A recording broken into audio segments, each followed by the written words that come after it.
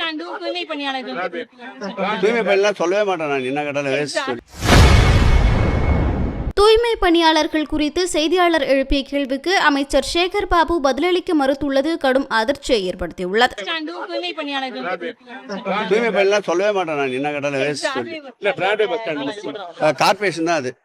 இந்த Royapuram bus stand ஓப்பனா இருக்கனால பகல்லையே வந்து மதுப்பிரியர்கள் வந்து உட்கார்ந்துட்டு இருக்காங்க. அது யாராவது கண்காணிப்பு இருக்கு? ஏன்னா நாங்க மது அடிக்கிறது இல்ல,